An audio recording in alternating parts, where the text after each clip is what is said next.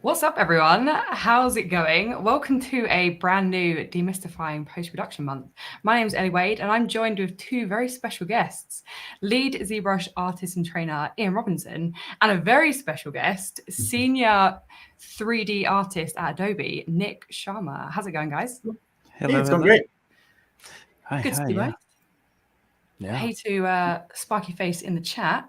Hello, nice little smiley emoji there. So before we get into all the goodness of what we're going to be doing and hearing a bit more about Nick and the stuff that he does, I thought I'd talk about some of the other events we have going on at Maxon. So if you head over to the maxon.net events page, which is this page here, you can see all the great stuff that we have going on. These are all of the live events as well as the live streams, everything from How Design to this series, Demystifying Post-Production, and things like Ask the Trainer. We have Maxon Color. If I just scroll down, you can see. And if you just click one of those, you can register, get notified, and see all the great stuff that's happening for that particular event. Also, if you ever miss any of these sessions and you think, oh, wow, I wish I'd seen that recording or that session, then don't worry, because as a lot of you know, everything gets recorded and gets uploaded onto the Maxon Training Team YouTube channel, which is this channel here. Everything is timestamped, put into its playlists, and so you can definitely rewatch anything that you miss. And yes, this session is also recorded and will be uploaded later today and timestamped thanks to the amazing Dr. Sassy. So don't you worry about that. Also, just as a quick little reminder for those of you to say thank you for being part of our sessions and being part of our amazing creative community. We love to give away free t-shirts, kind of like this one that I'm wearing here. So all you have to do, head over to this special merch link. I think it's just been dropped in the chat now. Enter the super secret code, which is ZBrush and the Substance, and then you can grab yourself a t-shirt. All you have to do is pay for shipping. You get one t-shirt, just the one. All you have to do, pay for shipping, which will vary depending on where you live. Cool. Awesome. So all that stuff out the way, all those bits out the way. Then we could say a proper hi to everyone. Hi, everyone. Hi to everyone. I can kind of take a breath and say hello to everyone in the chat. So let's cut back. Hey to Greg. Hey to Matthew. Hey to Ethic Design. Jose, Bob, Rishab, Shannon, Deborah, Miles. Hey everyone! Thanks so much for joining us.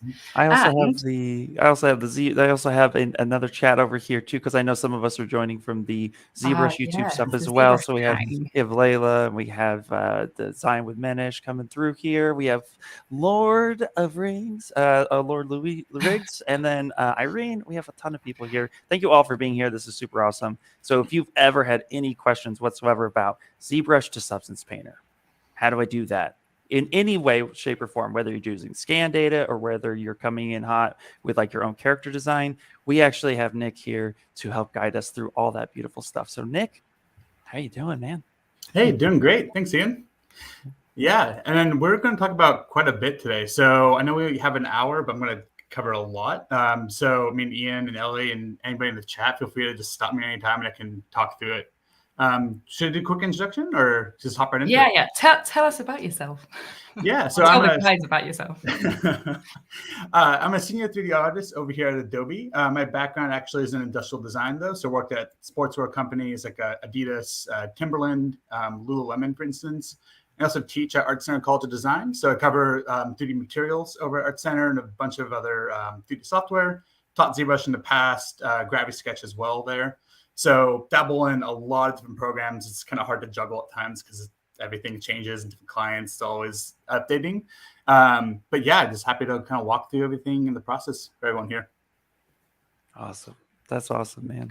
Well, cool. Well, we are excited to just see your workflow, see everything you do. And I've already had a sneak peek, and I'm going to tell you guys are in for a treat. It's going to be awesome. Yeah, thanks for joining us for the series. Yeah, no, it's going to be fun. Cool. I can. I think I'm not sure when they want to start streaming, but I can start whenever it's going. Yeah. Let's do it. Let's put the screen. Throw that on there. Get the magic out. A bike. Yeah, I'm also on my laptop, so I'm blind a bit. So I usually have a second monitor. I'm out on a work trip. But if there's anything that pops up, just let me know. And I can stop and readjust there. But you can see the render here? Yep, we can see the render. Yeah, tell us about this beautiful bike. This looks amazing. Okay, perfect. Yeah, so this actually was a personal project. I actually own this bike, and I've, for a long time, I really want to have a digital clone of it just to kind of explore if I wanted to repaint it in the future or if I wanted to change out the wheels. So it's been on the back burner for a while, and I had a little tiny gap of like a week and a half to actually work on this bike. So I was like, all right, I'm going to take it. I'm going to refine it. And knowing that I had a big time crunch, I'm like, all right, I need to be super efficient with this process. I can't really model every single nut and bolt in here by like measuring it out. So what can I do to kind of get really close to what I actually have in the most efficient way possible? So kind of walk through some of the tips and tricks and kind of things I did to make this process a bit faster. I can walk through some of the other vendors here while I'm speaking. But yeah, to what we're going to cover today, I started off by getting a photo scan of my bike.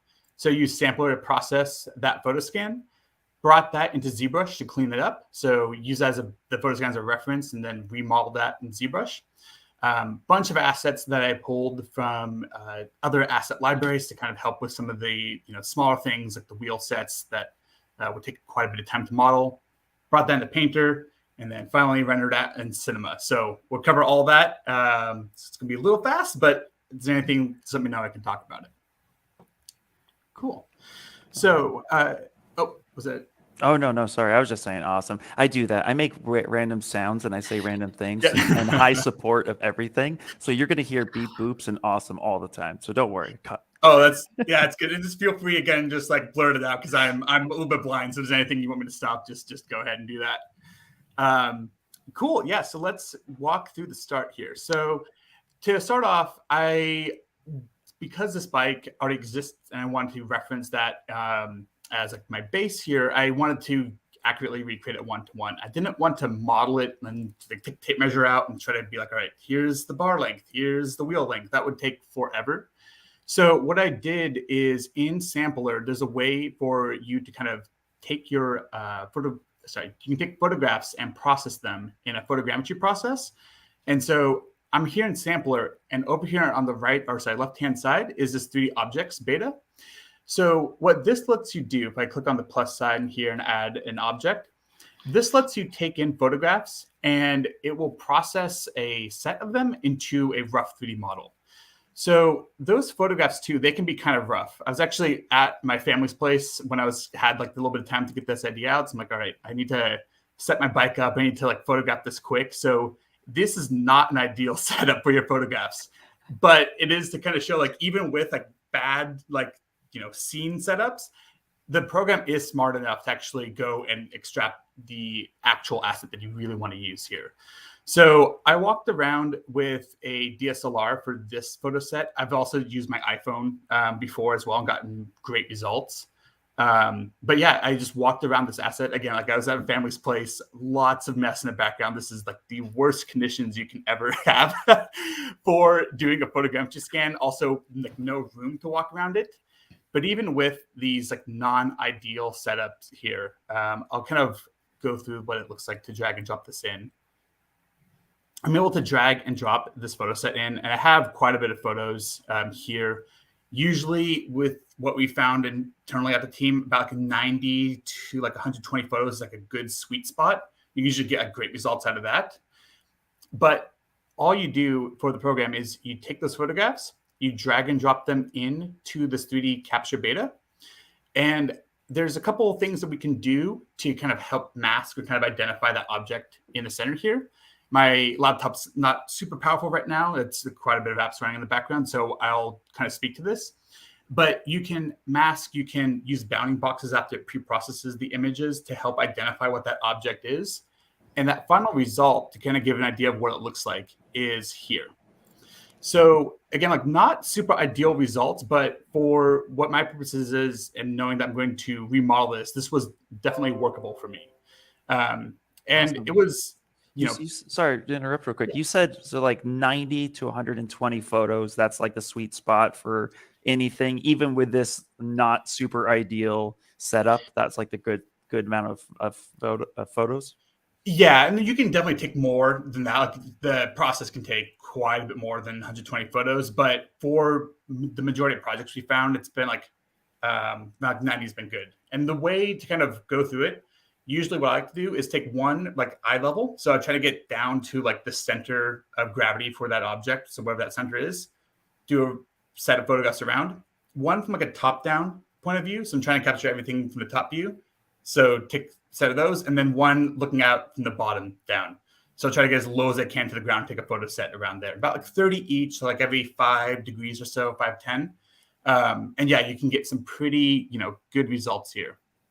Again, this was like not the ideal setup, but the overall form, especially, knowing that all that background information, that noise was there, I'm still able to read like the main frame body itself, get some of the details here, and like even like the kind of graphics is still kind of popping up there.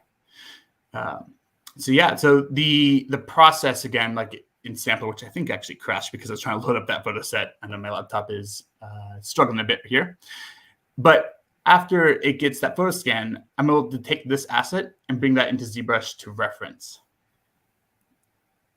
Nice. Cool. Yeah, so here's the cleaned up model in ZBrush here. Again, I brought that in and then I just re-sculpted over that form. The way I process this, though, is actually, I started off quite a bit here. I'm just going to walk through that. I'm sure people are super familiar with this, but I started off and just really used ZModeler for the majority of the asset here.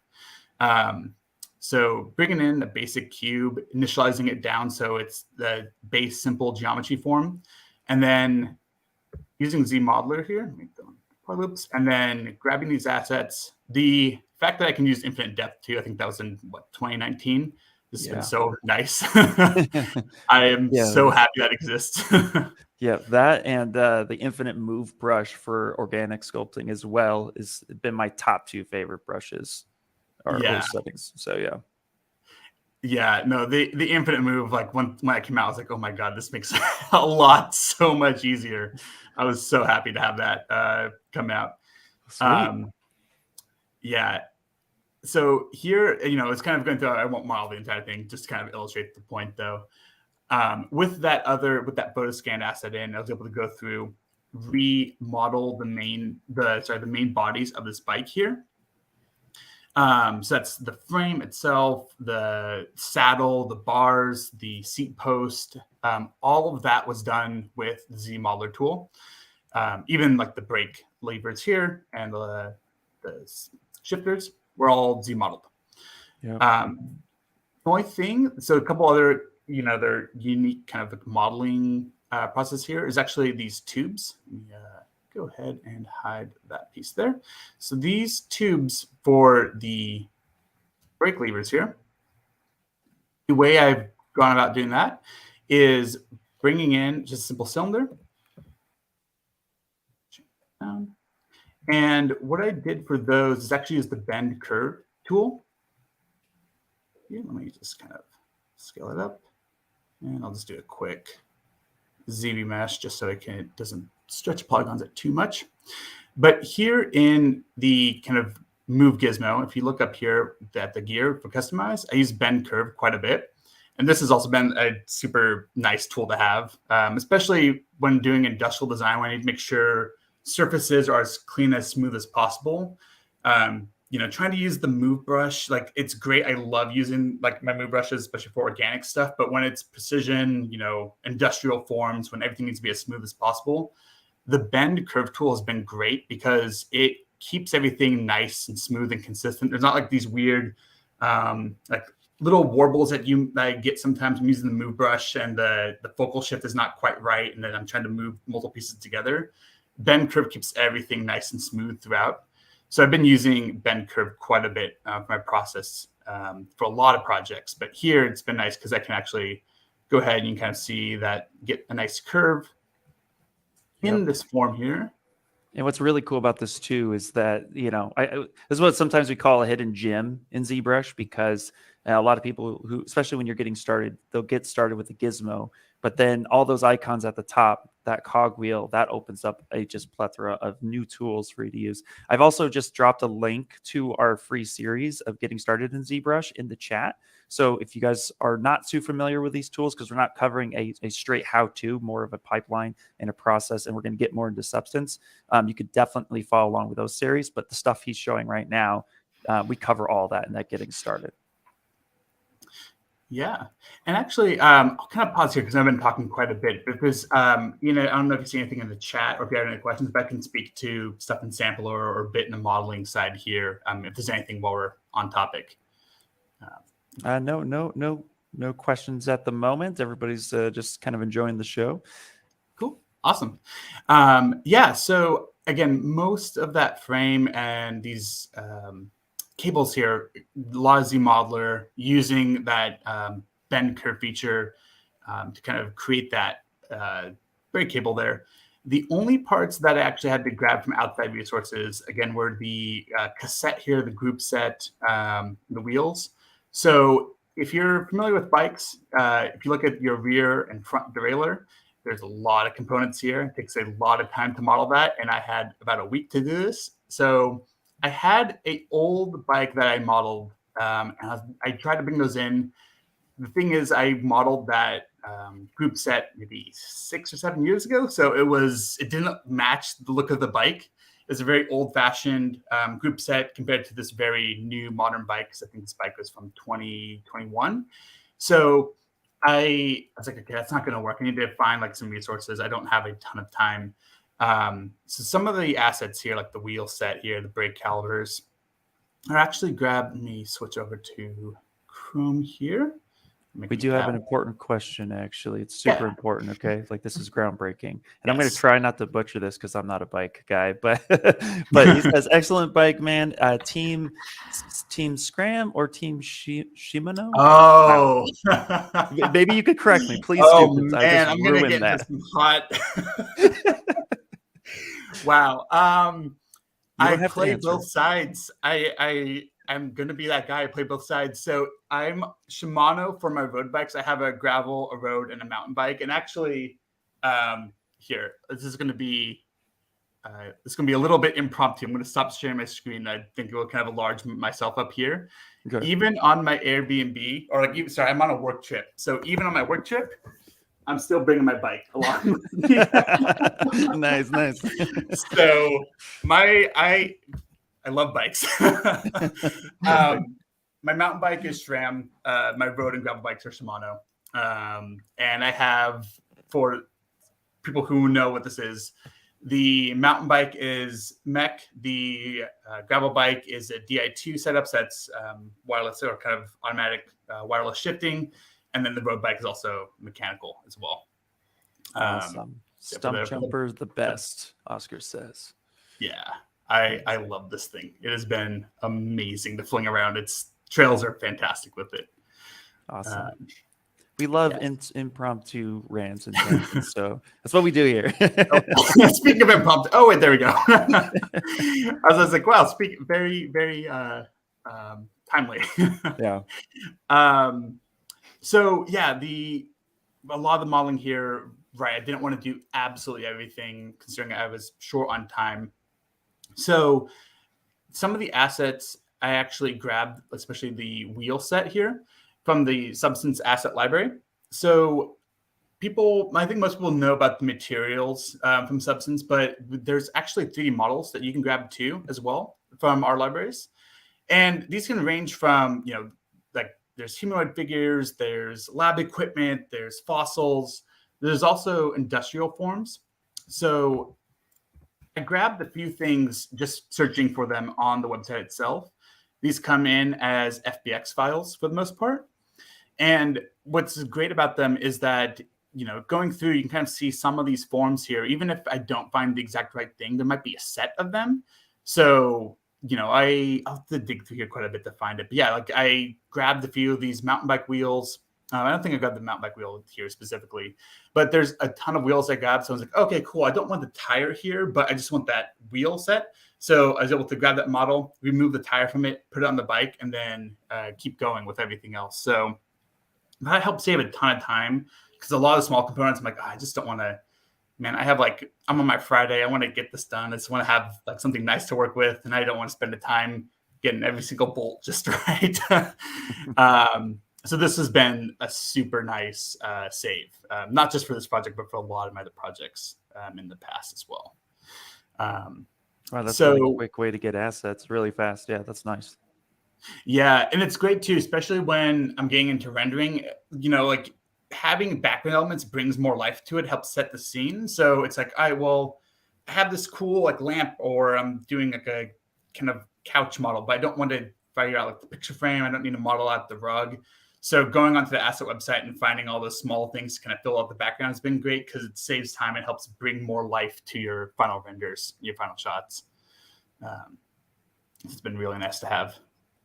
Oh yeah, I bet. Absolutely. Especially when you're trying to get something done, and that's the idea of that. It's like, you don't always need to model everything, and some of us even that utilize or have a Cinema 4D background, a lot of times, like we have capsules. It's like, go and grab some assets, get some stuff quickly so that you can move with your project, stay creative. That's always such a cool approach.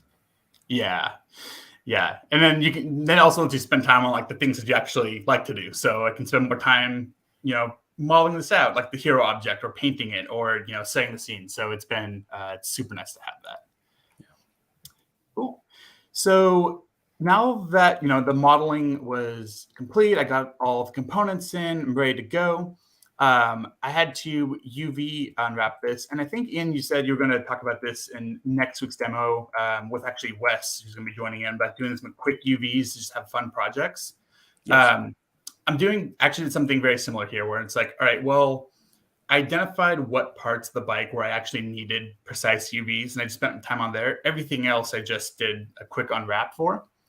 So the areas that I knew I needed to kind of make sure were correct were the tires themselves, and especially this bar tape, which might not seem like the most prominent thing, but I'll kind of speak to that in a second. The tires, though, I knew I wanted to get some kind of nubby, kind of aggressive tire tread in there. So what I needed to do, actually this might be an older model, I'll actually walk through it right now then. What I needed to do was get a UV unwrap where I have this middle part of the tire here, like this kind of apex of this curve, isolated, so I can actually put a tire tread on there and paint it super quickly, so I don't have to worry about trying to match up from a quick UV unwrap, because that would be pretty time-consuming and challenging to do. So for the tires especially, here, all I did was turned on local symmetry, and I'm going to use a simple mask from Polygroups, and I just grabbed, I actually turned symmetry on first, but I just went ahead and grabbed roughly that middle section there. If I wanted to get a little bit more of that apex curve, so maybe I want the nubs to go a little bit kind of wider than what I grabbed here, I can just do a simple feathering of that mask and sharpening that up again, and flip that mask over. So now I got a nice kind of apex of this curve here. It is a simple group mask just to kind of get that section isolated as its own polygroup. See that there? And then when I go to UV master and I go to UV unwrap, that area of that tire tread kept itself intact. So I was able to drop in a tire tread texture on that, which I'll show you all in a second, and didn't have to fuss about trying to match up from a UV kind of quick unwrap there. I love it. I love it. Yeah, and again, it's like I don't need to do everything. I just need to do like certain things, because like something like the bolt thread, I don't need to like go ahead and UV unwrap that. It's going to be a small piece. I'm going to throw a simple metal material on there. So I just did a quick UV unwrap for like some of those smaller components that didn't really need it or didn't really matter to me as much. Now, the other piece that was a pain, especially for I know there's a couple of bike fans in here. If you've ever tried to bar wrap your road bikes with like bar tape, it is a pain in the ass. And in 3D, it is also a pain. It is not fun to try to do bar tape. This was actually a little bit of an adventure. So what this is, if you're kind of not sure what I'm talking about, on road bikes, they take this long strip of like usually foam, different types of foam composites or cork, and they wrap that around the bar, because the bar itself is some metal based, usually like aluminum or carbon or some sort of other metal composite. So to keep your hands protected and to absorb some of the vibration, they'll wrap it in that tape. Now it goes around and around and around the form. So initially I was like, all right, let's see if I can model that in. That's not happening. I tried modeling it in sections, tried using the bend curve. I actually even exported this bike out into Gravity Sketch and used Gravity Sketch to do the surfacing or tool to go around the form. That probably got the closest, but it was still so many points and so kind of fussy to work with, especially as areas here where, ideally you'd cut the tape and kind of wrap it around that form. It makes it challenging. Plus, this bike, if you're kind of wondering why does this bike have 2 bar stems, this is the Canyon Grail. Canyon Grail, the carbon fiber one. So you can go onto their site. You can buy this bike. The reason why there's 2 levers or 2 bar stems here is if you hold the top one, the carbon flexes and bends while you're going over loose gravel, so it absorbs some of the shock from your hands. So this is a weird bike, and it's weird bar tape. And there's a lot of challenges when it's trying to do that. Yep. So what I did here is after, a few different trial and error processes, I'm like, all right, would this work? Okay, that's not going to work. This is not working out either. I knew I was going to just do a kind of height map, displacement, extrusion, and painter to get that effect. So I had to find some seams. So I did some hidden seaming here, like underneath the form, down here. And I think this is the older model, so it doesn't have that on here quite yet. But I kept the seams kind of hidden where ideally, for the most part, you wouldn't see that, knowing that I wouldn't be able to get it quite right. But that was the only other piece where I had to do some more minute unwrapping here on the form. Also, there's a lot longer conversation about bar tape than I think anybody expected. No, but that's super important. Actually, I mean, wrapping anything. There's actually a model I did. Some in the chat might know it's the Screaming Santa Cruz hand, and it actually has a ton of wrapping all over the entire hand, and it was ridiculously fun and challenging all at the same time. While you're doing, I will find the stream that I did it, and then I'll share that for people to follow along. But, that also gives me some ideas of future tutorials. So those are things to keep in mind. And it's good having those conversations because, I mean, let's be honest, 3D is amazing and fun, but at the same time, we always hit challenges. And when we do, troubleshooting, I think, is the best experience for learning. Yeah. And I would love to talk to you about like different ways to tackle UV unwrap like that, because man, I was sitting there for probably like 2 hours trying to figure out what the best process was for this. And I got like, I give myself like a B, maybe a B plus on it. It's still something where I'm like, oh, this is not looking too closely at that right there. But yeah, so here we are in Painter. So the bike here, you can kind of see it's already been completely painted, but I'll walk through some of the steps here. So some of the kind of unique kind of ways I went about this. I'll start off with the tires because we were just talking about that. So these tires here, I select that here in my layers. So that mountain bike tread that I wanted to apply on, because I was able to use the polygroup and then UV unwrap that polygroup selection, if I switch over here to my 2D and 3D view, you can see the UV maps here.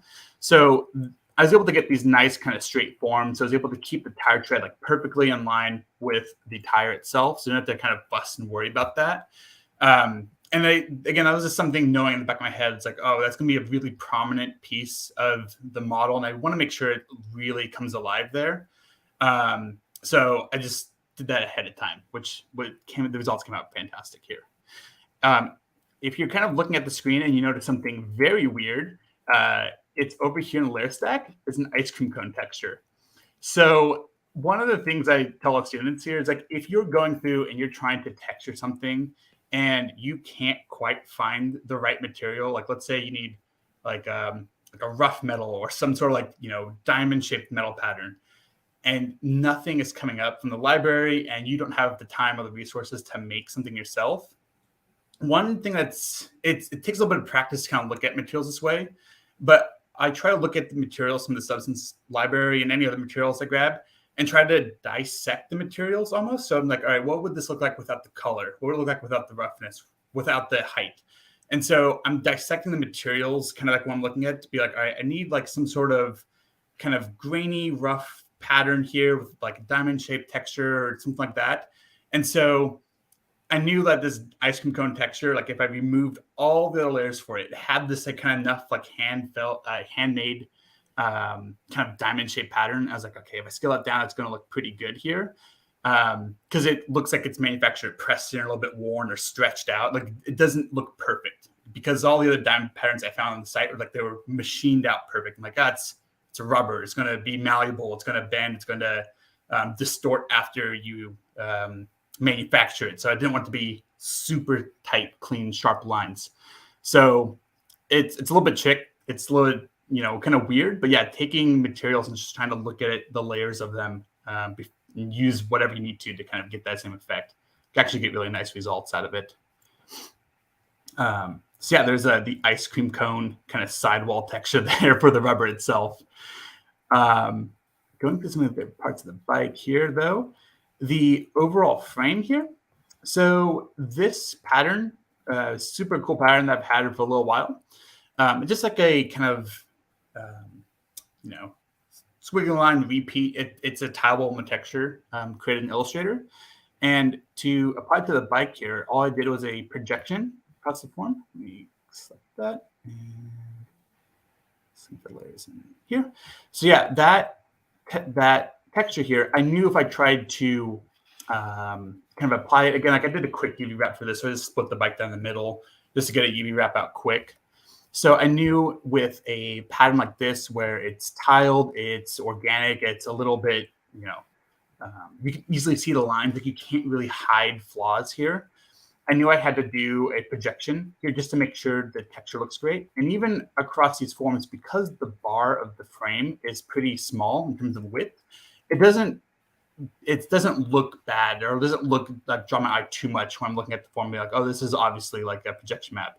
It's only on these small forms, and the bike itself is shaped to the point where it's like, it looks pretty good, at least for the most part. I think maybe a little bit here I'd kind of touch up, maybe kind of put a graphic or something across that top bar just to kind of hide the fact that it's stretched there. But overall, like the texture, I really like how it came out. I was able to use a fun pattern, especially on something where I had a short amount of time to do that on.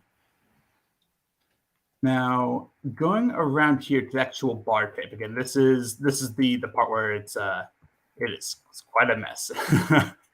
So this bar tape, again, was a pain. And what I've set up to do here was I have a base cork leather here across the entire bar. There you go. You can see it a little better now. So I have this cork leather applied across the bar tape itself. And then for these kind of wraps, they're not perfect. They're actually kind of try to hide some of the seams underneath the shifters here. But what I did is I grabbed, it's on this side here, yep. So I just grabbed a simple fill. And for people who might be coming to materials for the first time or trying to understand like how materials work, usually materials are dictated for PBR material workflows. They're dictated by color, height, roughness, metallic, and normals. Those are the 5 most common like PBR materials you'll come across for the majority of materials. Might get opacity and some other effects in there. But I knew that for this section here, all I wanted to do was kind of bump up that height a little bit. So I used a height fill, and then to get this kind of wrapped form here, I've just found some simple lines here in the patterns. So there's some simple patterns you can use to kind of affect some of those channels. So I grabbed a simple like rectangular form, had that repeat across the height channel, and then rotated it so it actually affected the bar tape here. And I did it twice. So this section of the drops here has that kind of rectangular form affecting the height channel. And then on the flats at the top here is another section. And the cut itself is right underneath the form. So you can kind of see that cut there. Again, like I didn't even get that little part perfect. But I used that cut. So it looks almost like you're wrapping the bar tape compared to like trying to model that, which would have taken forever. Again, Gravity Sketch was getting kind of close, but I still spent an hour with the headset on trying to model out the bar tape, and it just was not happening the way I wanted it to. That's okay. I did share the link on how I did the wraps of my Santa Cruz hand on a weird shape. There's a few ways you could do it with like you could set up polygroups with like slice curve. You could even too just use like we have now these curved flats that kind of just give you a nice strip of polygon, and you can actually just quickly with curves. I'll show you sometime too, where it just wraps around an object, and you can get these individuals. So if you really want the geometry, that could be a way. But you're right, it's always going to take time when you want it to look good. So yeah, it's really interesting to see it being done like in the material this way, because I'm very much like the similar kind of workflow. I'm not a very good modeler, so I do a lot of. I'm like, what can I do? What can I like cheat in the material? And so I think it's cool to see how you've like done that and worked that out in Substance. Yeah, and the way I tried, and this is kind of my workflow for the past couple years now, is I tried to look at a project and break it down in terms of, all right, what needs to be, especially for industrial design stuff, what actually needs to be machined out. Like if I have to actually 3D print that or send it to a manufacturer to be made, I have to model that. Like that needs to be perfect. Like that's, end the line there. For everything else though, I try to break down. I was like, all right, is it large asset? Is it medium or is it small? So large stuff, model that out. Medium stuff, maybe try displacement maps or and height maps if that actually comes to pass. And then small stuff, maybe a normal map would suffice. That's like a very generalizing a lot of stuff there. But just try to break that down in my head and be like, all right, when I'm looking at a project for the first time, it's like, okay, what can I get away with materials? What can I get away with some other process where I don't have to model absolutely everything? Because modeling every single bolt would drive me insane. yeah. And it is, and it's a great approach to getting something that looks really good, So no, 100%. That's an awesome approach, and I'm gonna go try that myself too. That's awesome. Thanks. Yeah. And I think the last little thing we kind of talk about here, actually, it's really subtle, but I love this kind of glossy effect here on the wheel set itself. And so to do this, I have the base. I have that base color or the base material for that wheel set, just like a powder coated metal material that I had. And then for the actual I'm talking about these little black glossy highlights there. What I did here in Painter was, again, used it might be on here. Let me turn that one off. There you go. So I just used a simple shape, but what's nice in Painter is you can dictate different shapes. And when I'm talking about shapes, meaning these kind of like black and white, gray or grayscale images down here, you can have these affect certain channels or certain effects in the program. So I have this shape set up in a mask, and I'm having it affect just the roughness here. Actually, it shouldn't be the color too, but it's just affecting the roughness here. And so the base roughness value of this metal is probably like, around 50% there, but I dropped the roughness down to 0, where I wanted those kind of like cross section pieces there. So it's super glossy and shiny. So the contrast between the matte metal and the glossy pieces looks really nice. And because I'm only affecting the roughness, it's keeping all the metalness properties of that base form and all the normals intact, and kind of see like it's picking up all the normal map detail right there. So it's a nice way to kind of get multiple effects without trying to be like, oh, I have to find the matte version of the material and I have to find the glossy version of the material. It's like, it takes a little bit of time to like, work. But once you understand like how PBR materials work, you can really take advantage of different material properties to kind of push it the way you want it to look. So that, I think that's most of the bike. And again, if anybody in the chat has a question like, oh, how I did that, or what's going on, I can, happy to talk about that. Yeah, actually, I mean, no questions so far, but just as a reminder to chat, if there are any questions, we're going till 10, unless you got a question. I've actually got a question, if that's okay. So what you're doing here is you're taking kind of like the substance textures, like the pre-made ones. You were saying, thinking about the layers, which I love that. Like I do the same thing. Think about like them as like their individual texture maps and how you can use it. Does that work best in this case because it's like a hard surface thing? Like what if you were creating like organic food type textures? Would you do a similar kind of thing, or would you maybe look at building a bit more inside? Yeah, actually. So, and again, this is my kind of observations, But I found a lot of times when dealing with organic stuff, I mean, depending on what the organic thing is, like you can get away with a lot more. So I have grabbed some like weird materials and I'd scale it up or down, like to get like, I want the banana skin to actually look a little bit more wrinkly in this way, or, you know, some sort of like leaves to look accurate. I have grabbed some bizarre materials. Like I think there's an alien planet texture in the Substance library, which we can do a super quick search for. And I use that. Some alien. Oh, it's going to materials there. So there's some like really weird like alien materials that are in the Substance library, but I've grabbed a couple of these and used them for like I think it might have been this one. I use this for like a croissant, so you can kind of see here like the preview, like all the SAR materials, like they have different presets. If you hover over them in the webinar or say the web viewer here, you can kind of see what they look like. So even just to kind of show students in my class, like I think it was this one because it has like those nice kind of sharper ridges in that second preset. I grabbed that, removed every single channel except for height, and then to put that on a croissant form, and it looks pretty accurate. Like a little bit of tweaking, but yeah. I use that as a demo to say like, hey, like you can take some weird stuff and reuse it for other projects. Oh. No, that's cool. That's cool. Thanks. Yeah, that's super cool. So we actually do have some questions. That opened up questions. Yeah. So one of the first questions was that I saw. It's a quick question about baking in Substance. When baking high to low poly, should I use my low with at least one subdivision for the overall bake, for an overall better bake? Ooh. That is a good question. I will actually defer that to Wes. So in kind of like in the background, what I'm doing, like I have a very simplified knowledge of baking. Like I'll just kind of like brute force it a bit for my own workflows. That's coming from my background for industrial design. Like my background is like when I'm making a model, everything has to be 1-to-1. So I don't have the best ways to optimize meshes, especially for like VFX or game production work.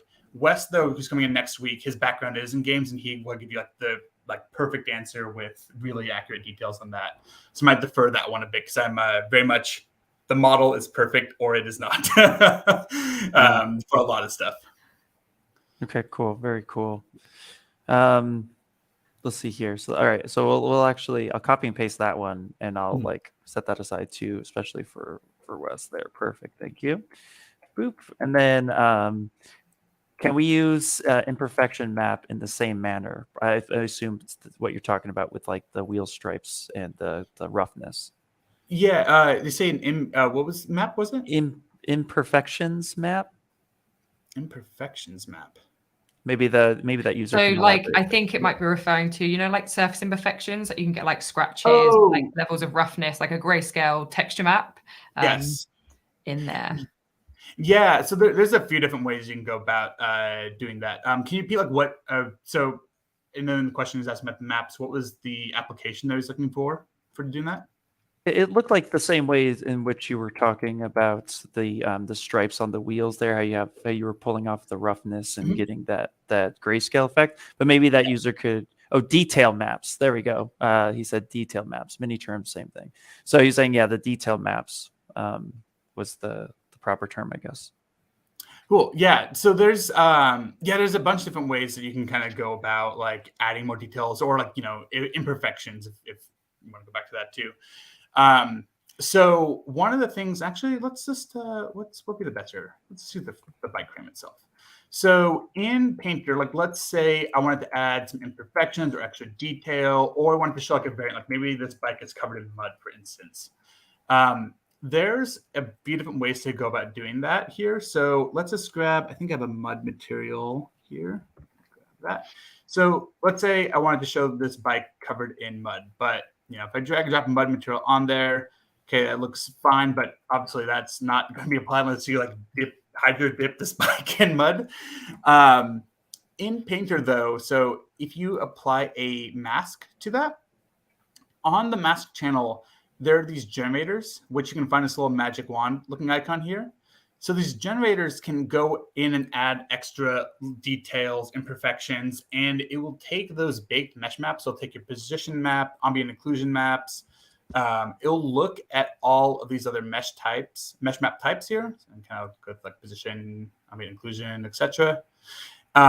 It will reference those, and it will apply the kind of base material that you have here naturally where it thinks that effect might happen. So with that generator applied to the mask, if I click on generators down here, I have a few options, and I'll walk through some of the other ones, but there's a generator for dirt. And if I activate that, what it will do is it will look at those mesh maps, and it'll try to apply dirt naturally where it thinks dirt might accumulate. Obviously here, maybe not the best result, because again, there's some dirt up there, but we can get these sliders here with those generators to affect the amount. We're going to give some contrast to it to kind of like see like, okay, maybe I just want dirt to accumulate like where there's creases here, because it's looking at the ambient occlusion map to kind of apply dirt in those areas where like the shadows are more intense, so dirt might accumulate more naturally there. And that's could be one way to kind of give some more imperfections, add some more extra detail to it. And again, we can go in and paint that out because some of these areas might be a little bit too intense here. But generators are a super nice way to add extra imperfections and details across your model, especially like scratches, fingerprints, all that sorts of thing. Not only those are generators, if we go down here to your library, and I'm just going to remove mud. Down here are these smart masks, and these work kind of similar to what the generators do. So we can take these smart masks like maybe this ground dirt here, and we can drag and drop that onto our material, and it will, again, just like those generators, it'll apply a couple of different adjustment filters here and affect the bike itself. And again, it's looking at those mesh maps for reference there. I mean, we can adjust those balances, contrast, or we can invert it there. So that's one way to kind of add some extra detail, some imperfections, some other like nuance to your model. So it's not just like the perfect clean form there. Hopefully that answered the question. I think that's what Mike might have been asking. Yeah, no, that's pretty cool. Yeah. That's cool. Awesome. Thank you. I know we don't have too much time. Elly, did you see a question? If not, I have one more question as well. Might be a quickie. Yeah. So there were a couple that have come in. So Ian, have you been looking at Restream? Because I'm looking at StreamYard. Yeah, I'm trying to look at both. Yeah. Yeah. Have we discussed the one about the rock solid method for getting displacement from ZBrush to Substance? Did not see that one. So that's more of a show and tell for sure. But what I can say is basically like if you're going to get a displacement map in ZBrush, the best thing to do is make sure that you put a morph target onto the first layer before you start any sculpting whatsoever.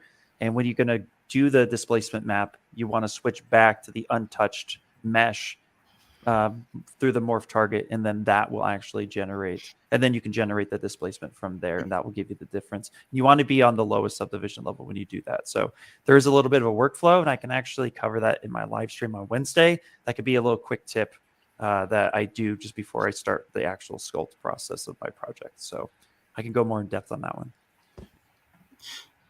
Cool. Yeah, and I can talk. I know we have 10 minutes left, so I'm going to speed through the last section. Okay, perfect. Which sorry, Elly, I know it's Redshift, so I'm going to speed through it, unfortunately. But, no, you're good. You speed away. That's on everything.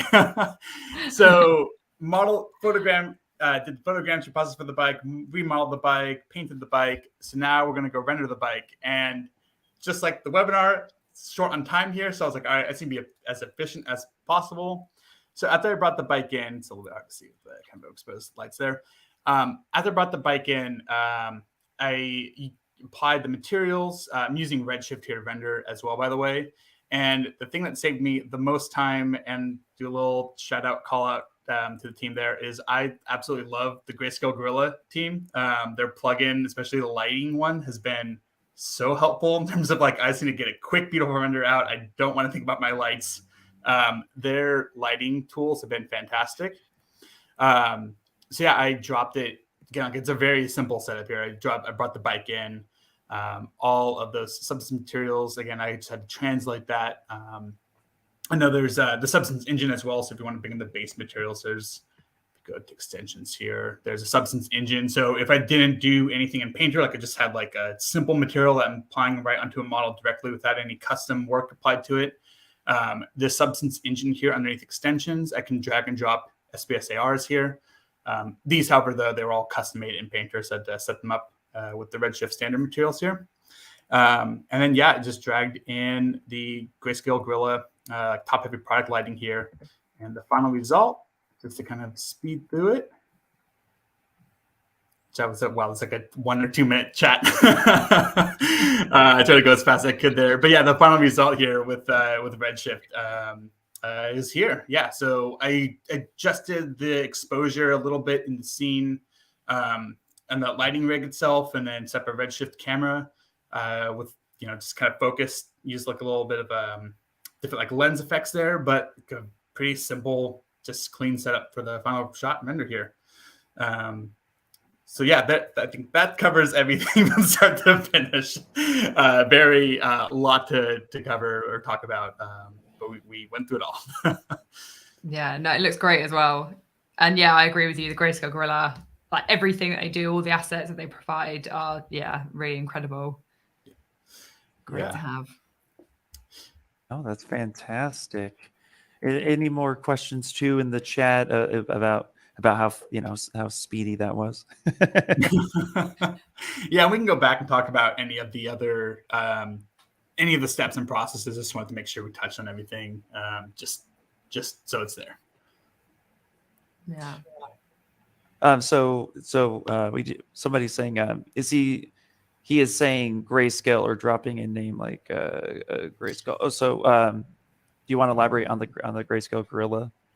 Yeah, so Grayscale Gorilla, I mean, correct me if I'm wrong. They started off as like a training platform for Cinema 4D, like as a third-party one, and now they've been getting into creating their own assets and their own hub. So here is their kind of hub, what it looks like at the plugin. And they have a bunch of different plugins and effects. So they have stuff that control some of the animations on your scene if you want to do simple different like MoGraph effects.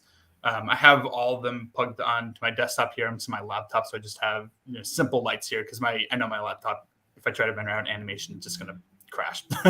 So don't even bother with some of those. But the light setups here have been fantastic because they're kind of drag and drop, where if you go up here to their plugin, down here they have this Light Kit Pro setup. And if I click on this Light Kit browser and load up the browser, they provide a ton of different lighting scenarios here. So they have super fun ones with different light effects. If you want to do neon colors, and all this can be adjusted too, by the way. And they have beautiful product rendered lights. And if I wanted to change something, here, I'm just going to delete this one because I already have it here. Let's say I don't like this light setup and I need something else. I can click on that light rig that they have, go to their browser, and then say oh, maybe I want this sunset one here. I can double click on any one of these and take a second for it to pop, but it will adjust the lighting in the scene and everything else that's associated in that kind of parent tree here. I don't need the spheres though. And pretty quickly, I can go and explore a ton of different light effects and lighting setups with their plugin. So that's been super nice just to be all right, I have zero time. I just want to get a beautiful render out. And it's been super helpful just to get some nice renders, different light setups, which is that little tool in the plugin. Maybe not the best light up setting up there, but that's why I can go ahead and go change that. Also, that's really blue for some reason. That's weird. It's glowing. It's yeah. You got to have reflectors on your bike. You can't be riding. Yeah, it's the little effect piece. Exactly. That's really cool. Well, Nick, thank you so much for coming in and showcasing that workflow, that process. A lot of what we're trying to do as well is showcase, how our tools connect with other tools that a lot of artists use on a day-to-day basis. So this was amazing to come through and see that nice start to finish. So thank you so much. Yeah, no, it was super fun. Do you want to tease a little bit about next week's? Yeah, me or Ian or... Yeah, because I think I already teased a little bit about it. I can kind of go into more detail.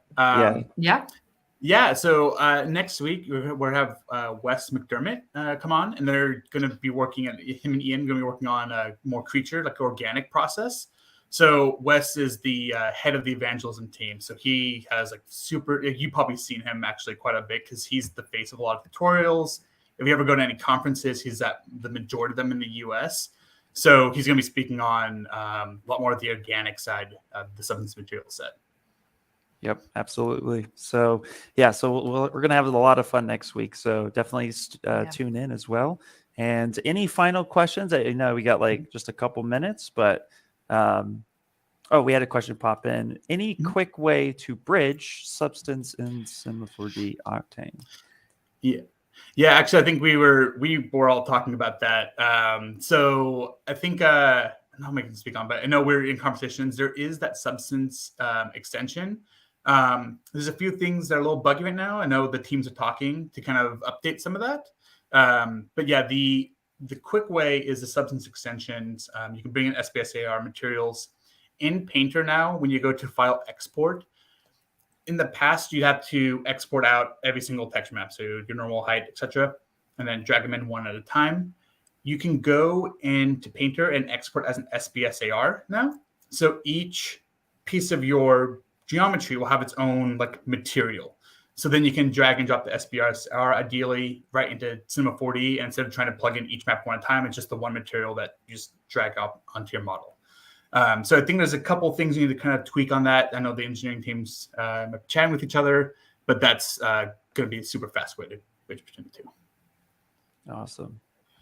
Very, very cool. Yep. And yeah, that's the thing. There's always so much with these. Like we could talk for hours and hours and hours about every little step along the way. But this is like always a good way to just get that information out so then people can go and try it. And if you're watching or you're rewatching this again and you made it all the way to the end, first off, thank you so much. But feel free to go and try these processes yourself. I always say as a trainer that the time behind the wheel is the best way to learn, and just going in. So don't be afraid to break a bunch of stuff. Don't be afraid to try it, because every time you do something, you're going to remember, ooh, that didn't work or that did work. And then you just make those little notes to yourself. And then before you know it, you're just going to constantly do the thing that works. And then you too can get it happening. So that's the way I like to present it. So yeah, no, it's good to get hands-on. And the other thing too is I'll tell my students, like, it's especially when picking up a new program for the first time, there's tons of tutorials online, but I try to aim my students towards the stuff where it's like just getting in and just making something fun without having to think about any technical. The technical and all the advanced stuff that will come over time, but especially for new programs, just make something fun, just enjoy it, because as long as you're enjoying it, you want to learn it. If you go in hating it, then you're just going to drop it and stop it. No, exactly. That's honestly like I built my career on fan art. I mean, I would just do the stuff I loved all the time, and it just got better and better. So I 100% agree. Wise words, Nick. Awesome. Yeah. Cool. No, this has been super fun. Sweet. Well, it's been great. It's been great having you on. Yeah. Thanks for showing us that amazing workflow and that great final render as well. Yeah. And I'll be, Wes next week. It's blast. Like you have a lot of fun with the webinar too. Oh yeah, it's gonna be awesome. Well, okay, well then that's a wrap, everybody. So again, thank you all for showing up. Elly, any last words? No, just definitely join us for the next 3 weeks. Yay! Nick, any last words? No, just it was super fun, and thank you for having me. Perfect, awesome. Yeah, go get that free T-shirt, everyone, and we will catch you next week.